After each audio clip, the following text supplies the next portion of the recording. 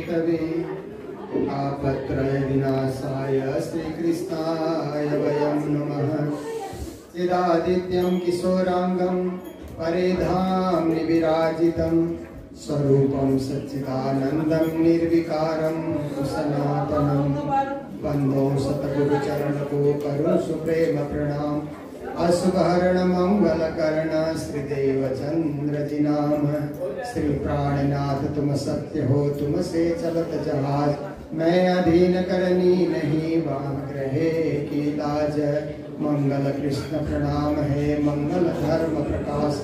मंगल सुंदर साथ है मंगल धाम उजास है। मंगल सुंदर साथ है मंगल धाम उजास। बोलो वृंदावन बिहारी लाल की जय। सद्गुरु महाराज की जय। श्री प्राणनाथ प्यारे की गुरु जी मंगलदास महाराज की जय। सर्व सुंदर साथ की जय। आम्ही माझा चंडीगढ़ देखी आउनु भएका स्वामी श्री श्यामानंद जी महाराज, आसाम रंगसालीबाट आउनु भएका श्री नारायण स्वामी जी महाराज, रेस मंदिर का पुजारी जी की अर्धांगिनी सरिता जी, रेतापटे श्री कृष्ण प्रणामी धर्म सभा दार्जिलिङ शाखा का अध्यक्ष अहिले बाहिर हुनुहुन्छ विदेशमा, उपाध्यक्ष श्री दीपेन्द्र घिमिरे जी, सचिव मदन शर्मा जी, रामरा कोषाध्यक्ष अजय जी, यतापट्टि धर्म सभाकै प्रचार सचिव हाम्रा सुनील राय जी, रामरा कालिम्पोङबाटै आउनु भएका मंगलधामका मैनेजर तुलसीराज शर्मा जी, हाम्रा श्यामानंद जी महाराजलाई लिएर आउने सुखविन्दर जी र अरु सबै आजको यो होलीको पावन पर्वमा उपस्थित हुनुभएका हाम्रा शाखा शाखाबाट आउनुभएका समस्त सुन्दर साथजी, भाइजुराज संघ, युवा संघ र धर्मप्राण शिरोमणि सुन्दर साथजी सबैमा कोटि कोटि करबद्ध प्रेम प्रणाम। समय निकै भइसक्यो, हामी पनि कालिम्पोङबाट निस्किन अलिकति विलम्ब हुन गयो, किनभने यो होली पहिला त अब बजार मन्दिरमा होली महोत्सव गुरुजीको समयमा हुन्थ्यो। अब विशाल रूपमा मंगलधाम बनेपछि मंगलधाममा नै होली पर्व मनाइन्छ। तर होली कसरी सुरु भयो भन्दा वृन्दावन की होली, बरसाने की होली, नंदगांव की होली भने चाहिँ हाम्रो प्रणामी परम्परा र यो हाम्रो यो क्षेत्रमा पनि इच्छे मन्दिरको होली, मंगलधामको होली, दार्जिलिङको होली, अब मङ्पुमा होली कार्यक्रम छ, त्यहाँ पनि केही न केही होलीको टिका हुन्छ र रंग पञ्चमीमा सिङताममा होलीकै एउटा पाटो रंग पञ्चमी पनि। यो एक सप्ताह त हाम्रो होलीमा नै बित्ने रहेछ। जसले जहाँ भ्याउने, जसको जहाँ नजिक हुन्छ हामीले होली मनाउने। किन होली मनाउने भन्दा हाम्रो जीवनमा रङ चाहिन्छ। अब ब्ल्याक एन्ड व्हाइट भन्दा मन पर्दैन नि केही पनि चीज। ब्ल्याक एन्ड व्हाइट फोटो पनि मन पर्दैन हो। कोही जमाना थियो अब ब्ल्याक एन्ड व्हाइट फोटोको चाहिँ लाइफ लामो हुँदो रहेछ। हाम्रा बाउहरूको, बाजेहरूको हैन, ती फोटो पनि ब्ल्याक एन्ड व्हाइटमा चाहिँ आज पनि घर घरमा टाँगिएको देख्न पाइन्छ। पछि अब यो कलरको युग आयो, कलर फोटो आउने।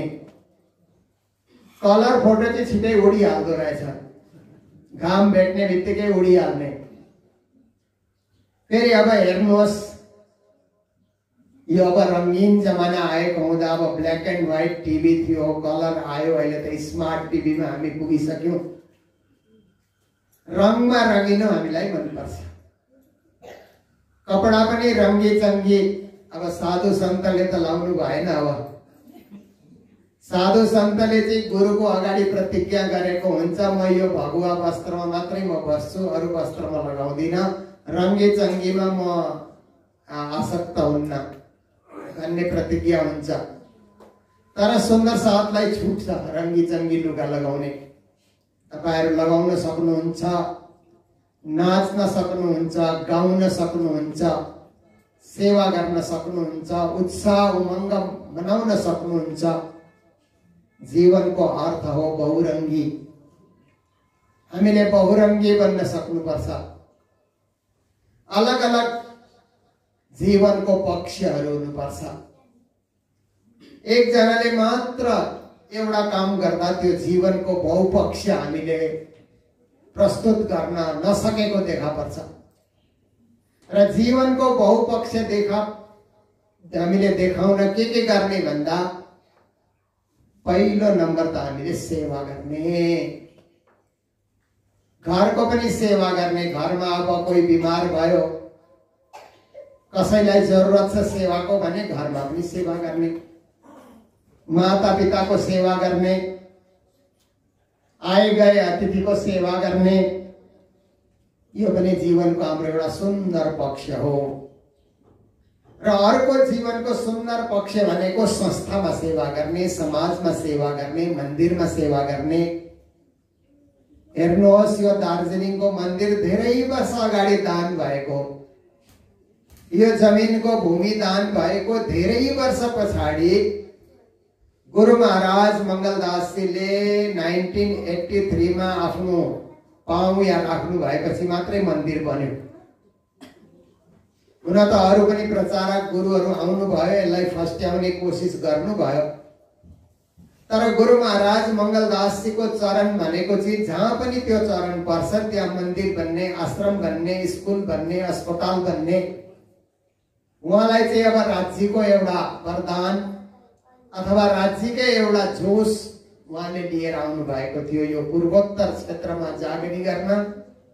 त्यसकारण यहाँ पनि अब गुरु महाराजको चरण जब यो मन्दिरमा पर्यो त्यहाँदेखि बढेको बढै, सुन्दर बनेको बनै र यो राम्रो रूपमा मन्दिर हाम्रो माझ उपस्थित छ। यहाँका सुन्दर साथहरूले मन्दिरलाई धेरै राम्रो प्रकारले सजाउनु भएको छ। र अब हामीले 2 वर्ष अगाडि नयाँ कमिटी हामीले चुनाव गर्यौं, युवाहरूको कमिटी। उहाँहरूले काम गर्न इच्छा राख्दा राख्दै यो कोरोना महामारी आयो। हेर्नुहोस्, यस्तो ठुलो महामारी, विश्वभरि नै यो महामारीले धेरैलाई अब संसारबाट बिदा गर्यो। र हामीले गर्ने उन्नति, हामीले गर्ने अब धर्मको सेवा, संस्थाको सेवा गर्न पनि सकिएन महामारीको डरले गर्दा। तथापि तपाईहरु सबैको स्नेह, तपाईहरु सबैको भावना, भक्ति यसचोटि आउँदा मन्दिरको हल पनि सुन्दर रङ्गिएको देख्दा मलाई धेरै खुसी लागेर आयो। मन्दिर रङ्गाउनु भनेको हामीले नयाँ लुगा लगाए जस्तै हो। हामी दशैंमा, तिहारमा नयाँ लुगा लगाउँछौं। एवं प्रकारले हाम्रो राज्यको दरबारलाई पनि रङ्गाएर उज्यालो पारेर हामीले राख्नुपर्छ। र एउटा हाम्रो पक्ष छ मन्दिरलाई राम्रो राख्ने, मन्दिरका व्यवस्थालाई सुन्दर बनाउने। अर्को हाम्रो पक्ष के छ मन्दिरमा विविध कार्यक्रम गर्ने, यहाँ हाम्रो प्रार्थना बैठकहरू गर्ने, बच्चाहरूलाई पनि केही धर्मको शिक्षा दिने। र अघि तपाईहरुले सुन्नुभयो प्रणामी धर्म भन्दा हिन्दू धर्मकै एउटा अभिन्न अङ्ग भन्ने सुन्नुभयो नि। र हामी सबै हिन्दू धर्मको अभिन्न अङ्ग हौं। तर अब कुनै पनि धर्ममा 3 प्रकारका त्यहाँ व्यवस्था हुँदा रहेछन्, व्यक्तिहरू हुँदा रहेछन्। एउटा चाहिँ कट्टरवादी, कट्टरवादी हिन्दू भन्दा तपाईहरु बुझ्नुहुन्छ नि, कट्टरवादी मुसलमान भन्दा छर्लङ्गै बुझ्नुहुन्छ। कट्टरवादी इसाई हैन। र एउटा पक्ष के रहेछ भने धर्ममा कट्टरवादी।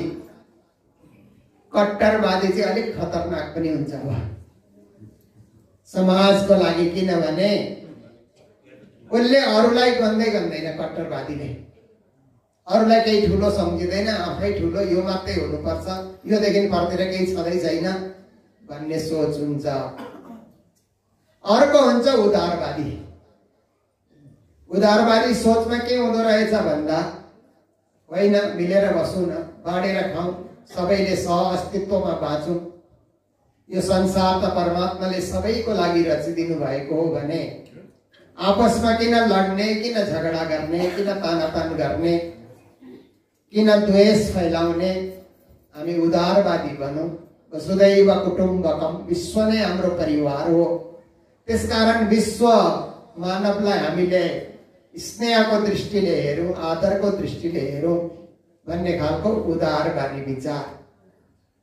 र तेस्रो हुँदो रहेछ सुधारवादी विचार है। कट्टरवादी विचार, उदारवादी विचार र सुधारवादी विचार। सुधारवादी विचारमा चाहिँ के हुँदो रहेछ भन्दा, समयको हिसाबले हामीले चल्नुपर्छ है। समय कस्तो चल्दैछ त्यस प्रकारले हामीले हाम्रो धर्ममा, हाम्रो विचारमा, हाम्रो सेवामा, हाम्रो सोचमा सुधार ल्याउनुपर्छ। र अब सुधार ल्याउँदाखेरि हामीले के गर्ने भन्दा, सुधार ल्याउँदाखेरि त केही न केही नयाँ हामीले कार्यक्रमहरू ल्याउन सक्नु पर्यो। नयाँ किसिमको हामीले कुनै प्रचारको शैली ल्याउनु पर्यो। अब हामीले पनि पावर पोइन्टमा पनि प्रचार गर्न थालेका छौँ। कम्पनीहरूले पावर पोइन्टमा देखाउँदो रहेछ नि आफ्नो मालहरू बेच्दाखेरि, उनीहरूले के गर्छ भन्दा, अब त्यो आफ्नो ल्यापटपमा चाहिँ प्रोग्राम पावर पोइन्टमा उनीहरूले गरेर यसो भित्तामा देखाउँदै यता बोल्दै जान्छ नि।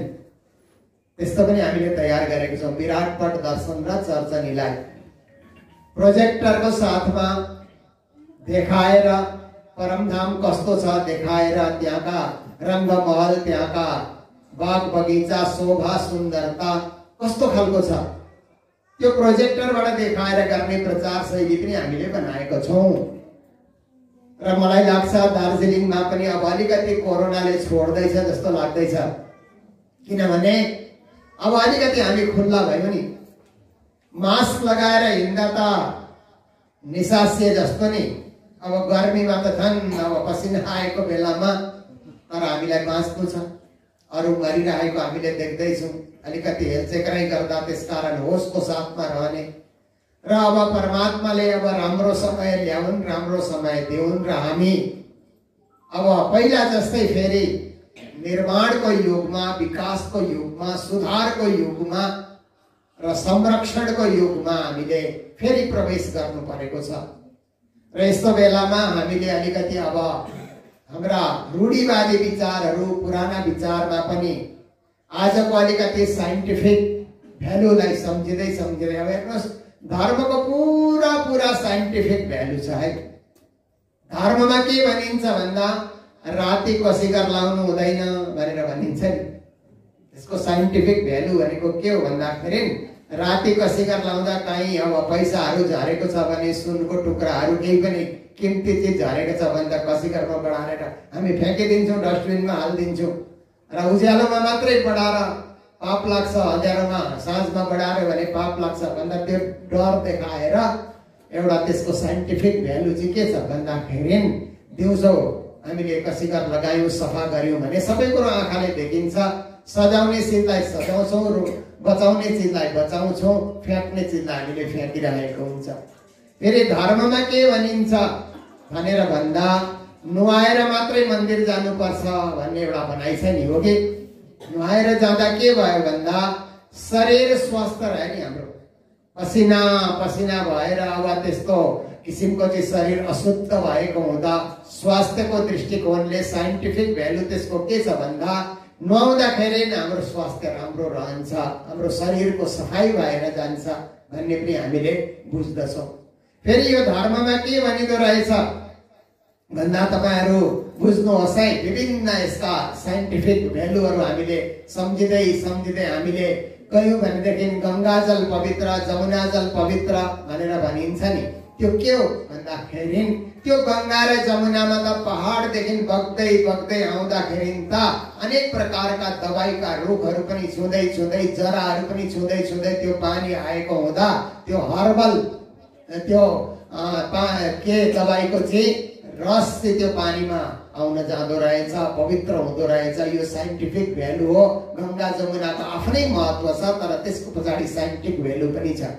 अब हामीले चन्दन किन लगाउने, त्यो पनि अब हामी गोपी चन्दन लगाउँछौँ नि। गोपी चन्दन चाहिँ धेरै शीतल चिज हो है, शीतल माटो। अब माटोमा पनि एकदम शीतल माटो चाहिँ त्यो गोपी चन्दन। गोपी चन्दन कहाँबाट आउँछ भन्दा एकचोटि कृष्ण बिमार हुनुभएछ। बिमार भएर कृष्ण त बिमार हुनुहुन्न, बिमार हुने बहाना गर्नुभएछ क्या, भक्तहरूको भक्तिको परीक्षा दिन। र त्यति बेला श्री कृष्णले भन्नुभएछ, नारदजी म त बिमार भएँ द्वारिकामा, अब म कसरी जाति हुनुहुन्छ त प्रभु, के गर्नु भन्दा मेरो भक्तहरूको त्यो चरण धुल पाएँ भने चाहिँ म जाति हुन्छु भन्दा। अब नारद हिँडे, हे भक्तौ कहाँ कहाँ छौ, भगवानलाई चरण धुल पठाओ भन्दाखेरि त भक्तहरू डराए। भगवानको चरण धुलको हामीले शिरमा लगाउनु पर्छ त, आफ्नो चरण धुल भगवानलाई कसरी पठाउने, हुँदैन हुँदैन, हामी नगर्ने भन्छन् सबैजना।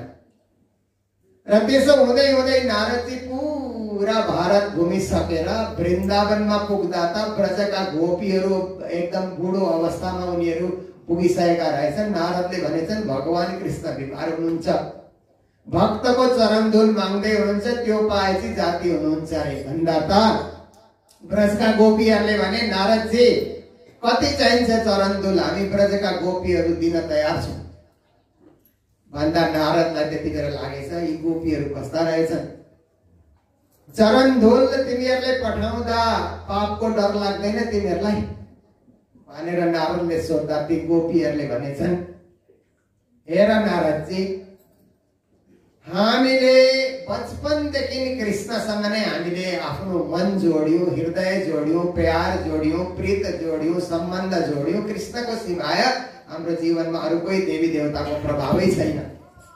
हाम्रा त्यस्ता श्याम सुन्दर श्री कृष्ण जाति हुनुहुन्छ भने हामी जन्म जन्म नरक बस्न पनि तयार छौँ, तर हाम्रा प्रभु जाति हुनुपर्छ भन्ने गोपी भावको त्यो प्रेम नारदले देख्दा ओहो संसारमा सबभन्दा महान चाहिँ ब्रजका गोपी रहेछन्, किनभने जन्म जन्म पाप भोगेर नरक बस्नु परे पनि हामी तयार, तर कृष्ण जाति हुनुपर्छ, कृष्ण ठिकठाक हुनुपर्छ, कृष्ण बिमार हुनुपर्छ भन्ने शब्द हामीले सुन्न नपरोस् भन्दा नारदजीले त्यो चरण धुल लिएर आउँदछन्। र आएपछि कृष्णले त खाली भक्तको परीक्षा गर्नुभएको थियो, यो चरण धुललाई चाहिँ यो तलाउमा हाल्दै भाइ भनेर कृष्णले हाल्न लाउनु भयो एउटा तलाउमा।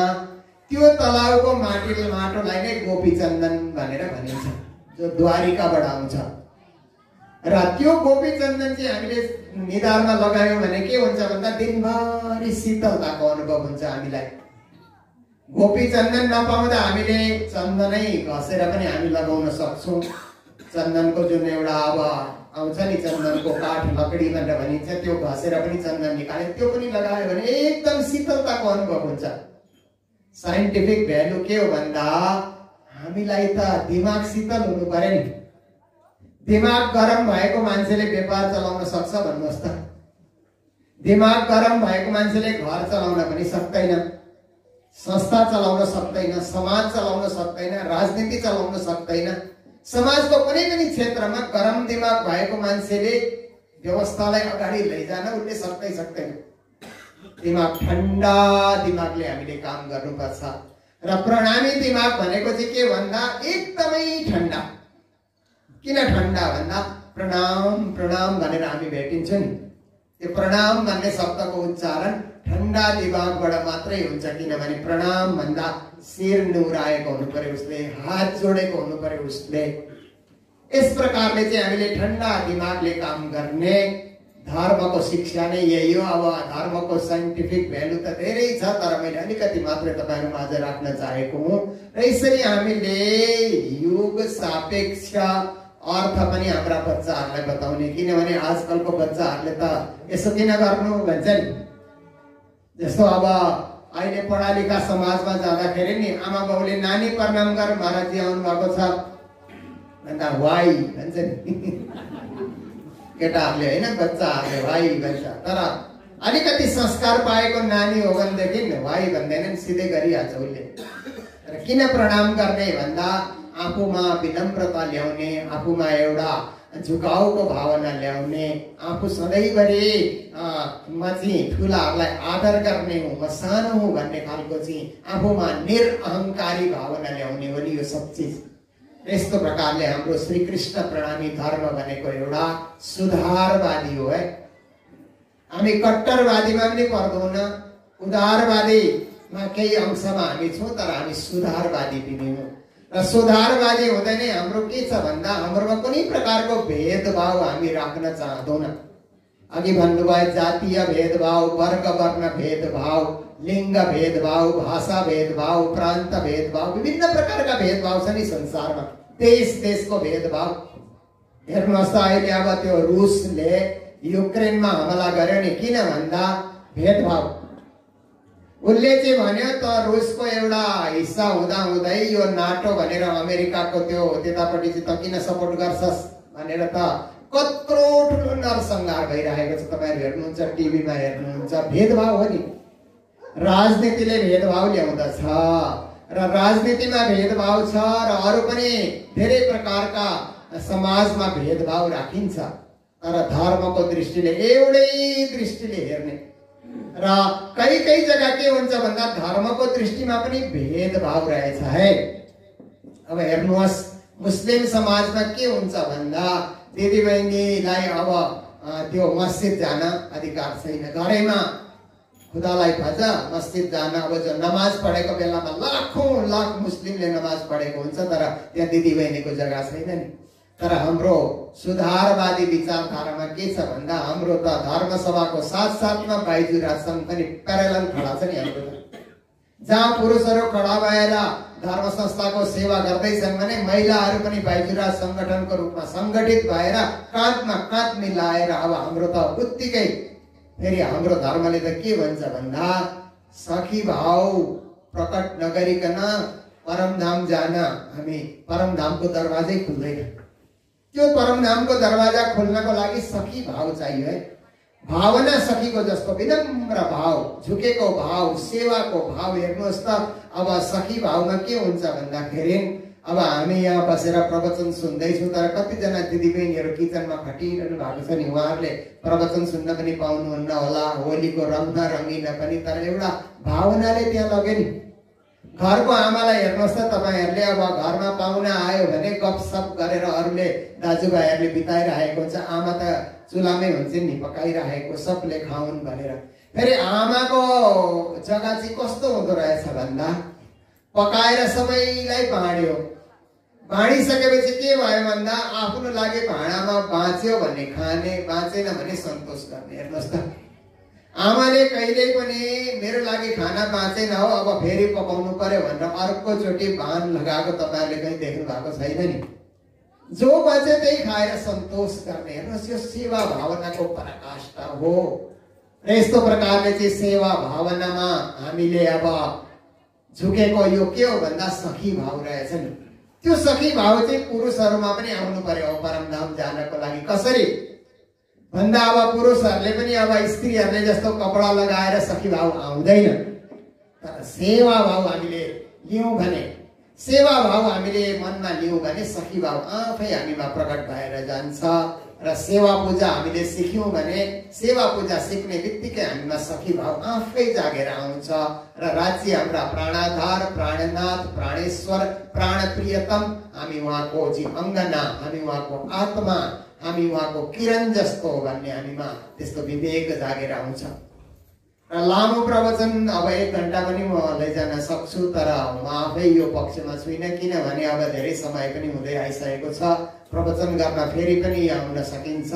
र यो दार्जिलिङ मन्दिर चाहिँ के हो भन्दा कालिम्पोङ र दार्जिलिङ चाहिँ अब एउटै धर्मसभामा जोडिएको संस्था हो। जहिलेदेखि हामीले देख्यौं, जहिलेदेखि हामीले बुझ्यौं, धर्मसभाको एउटा अभिन्न शाखाको रूपमा दार्जिलिङ हामीले हेरिरहेको छौं। र यहाँका सुन्दर साथ पनि एवं रीतले सधैँभरि तपाईहरु खटिरहनु भएको छ।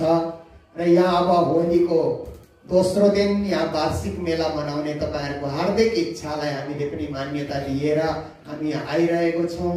र यो वार्षिक मेलाको अब उत्सवतिर हामी लाग्नुपर्छ। प्रवचन र भजन हामीले धेरै सुन्यौं। र र यहाँ भजन गायक कलाकार पनि भिन्न भिन्न अब हाम्रो शाखाबाट आएर उहाँहरूले शाखाको एउटा नाम राखेर यहाँ जानुभएको छ। राम्रा महाराजजीहरू पनि आएर एउटा उपदेश दिएर उहाँहरूले पनि मार्गदर्शन हामीलाई दिनुभएको छ। र अब मैले भन्नुपर्ने कुरा यही नै हो कि हामी सबै धर्मनिष्ठ बनौँ। हाम्रो एउटै मात्रै सोच हाम्रो के भन्दा धर्मनिष्ठमा रहन सकौँ, धर्म विपरीत कुनै आचरण मबाट नहोस् जीवनमा, र धर्मलाई जीवनलाई मैले उत्सव बनाउन सकौँ। जस्तो होलीलाई हामी उत्सव बनाउँछौँ नि, मेरो जीवन नै उत्सव हो। अघि एकजना नाच्नु भयो नि कृष्ण बनिएर, होइन? यो उत्साहले नै त त्यो सब गराउँछ, होइन? उत्साहले हाम्रो जीवनलाई उत्सव बनाउँछ र हामी हाम्रो जीवनलाई हँसिलो खुसिलो रसिलो उत्साहपूर्ण र मैले यो प्रणामी भने भनेर गर्व गरौँ, प्रणामी बनेर भन्ने हामी भजन गाउँछौँ नि, होइन? त्यो गर्व हामीमा रहनुपर्छ, अहंकार रहनु हुँदैन। प्रणामी भनेर अहंकार गर्ने होइन, घमण्ड गर्ने होइन। प्रणामी बनेर म गर्व गर्छु, म अस्मिता राख्दछु, म प्रणामी हुँ भन्ने खालको चाहिँ त्यस्तोमा म आचरण प्रकट गरेर म देखाउँछु भन्ने त्यो नै हामीमा शिक्षा मिलोस्। र सधैँभरि हामी संस्था जुन संस्थासँग जोडिएको छौँ त्यो संस्थालाई चाहिँ विकसित गर्ने विकासवादी क्रममा हामी सधैँभरि लागिरहौँ। र अब कोरोनाले छोड्दै छोड्दै गएको छ र तपाईहरु पनि यो आइतबारको जुन सत्संग हो अब फेरि सुरु गर्नुहोस्। 5 जना 10 जना 15 जना जति पनि भए पनि तपाईहरुले यो आइतबारको सत्संगलाई अब प्रारम्भ गर्नुहोस्। हामी पनि अब कालिम्पोङतिर मेला उत्सवहरू यो भजन मण्डली सुरु गर्दै गइरहेको छौं र हामीले अब यो परम्परा, किनभने आत्माले मुक्ति पाउने बाटो नै त्यही हो, त्यो बाटोमा हामी अब लागौं र हाम्रो मन्दिरलाई अब एउटा दिवाललाई रंग रोगनले हामी उज्यालो पार्छौं भने यो हललाई हामीले भजन गाएर प्रार्थना गाएर सत्संग गरेर यस्ता हामीले आरती पूजा गरेर यस्ता हामीले उज्यालो बनाउन सक्छौं। यस कार्यतिर पनि तपाईहरु अग्रसर हुनुहुनेछ आगामी दिनहरुमा र म अब कमिटीका समस्त सदस्य वर्गहरुलाई धन्यवाद र साधुवाद दिँदै दिँदै तपाईहरु उपस्थित सुन्दर साथलाई पनि यस्तो तपाईहरु समय निकालेर आउनुभयो, आउँदाखेरि ठूलो रूपमा तपाईहरुले स्वागत गर्नुभयो, यो पनि बडा खुशीको विषय हो र यहाँ पनि धेरै संख्यामा तपाईहरु बसिरहनु भएको छ। यस्तै प्रकारले हामीले धर्मको झण्डालाई उँचा राख्ने काम हामीले गर्दै लैजाउँ। र अब होलीको गायन यहाँ धन्यवाद ज्ञापन छ, यहाँ त्यो त छोटै समयमा भइहाल्छ र होलीको भजन गाउन्जेल तपाईहरु आफ्नै जग्गामा बस्नु होला, किनभने हामीलाई तिलक सधैँभरि तपाईहरुले लाउनुहुन्छ। सालमा एकखेप हामीले तपाईहरुलाई तिलक लगाइदिने मौका पाउँछौँ, हैन? होलीको तिलक आफ्नै जग्गामा बसिरहनुहोस्, म आएर तपाईहरुलाई पटपट पटपट होलीको त्यो तिलक लगाइदिने छु र त्यसपछि यहाँ अक्षय चरण धरो बोलेर हामी आरती गर्ने छौं। आरती पछि परिक्रमा बोल्दै तपाईहरुले हो भनेर परिक्रमा गाउने पनि चलन छ नि, त्यस्तै गाउँदै फेरि होलीको भजनहरु पनि गाउनुहोस्। यहाँ अब होली एक दुसरालाई लगाउने तपाईहरुको तयारी छ भने त्यो पनि गर्नुहोस्। म पनि कालिम्पोङबाट आजकल हेर्नुहोस् है, अब यो के छ भने नि सबै अर्ग्यानिक हुँदै गयो नि, यो फुलको पनि होली बन्द रहेछ। मैले पनि फर्स्ट टाइम देखेँ। नभए त यो होली जुन हाम्रो छेउमा आउँछ यो त पाउडरको होली हो नि, यो त धेरै प्रकारको पत्थरहरुको या यो त्यस्तै किसिमको यो चीज केमिकल मिक्स गरेर होली बनिन्छ र यो एउटा केमिकल नभएको एउटा फुलको पनि धुलो बन्दो रहेछ। यो मलाई कसैले ल्याएर दिएर यही नै होली महाराजजीलाई चढाएर तपाईहरुलाई लगाइदिने छु। यो चाहिँ अब स्किन फ्रेन्डली पनि रहेछ है, किनभने यी होलीहरु चाहिँ कोही कोही बेला के हुन्छ भन्दा स्किन फ्रेन्डली नहुँदाखेरि कोही कोही बेला अलिकति हामीलाई एलर्जी हुने डर हुन्छ, यसले चाहिँ एलर्जी पनि हुँदैन र यस्तो सुन्दर चीज तपाईहरुलाई म लगाइदिनेछु। तपाईहरु जग्गैमा बसिरहनु हुनेछ र जब तक यो म लगाइदिनेछु तपाईहरु गायन होली गायन गाइनै रहनु हुनेछ। हाम्रो बहिनीहरुले भाइहरुले जो तयारी गर्नु भएको छ र यिनै शब्दको साथमा सबैलाई फेरि पनि प्रणाम गर्दै गर्दै म मेरो प्रवचनलाई यही विराम दिन चाहन्छु। बोलो सतगुरु महाराज की, नाथ प्यारे की, सर्व सुंदर साथ की, आज के आनंद की।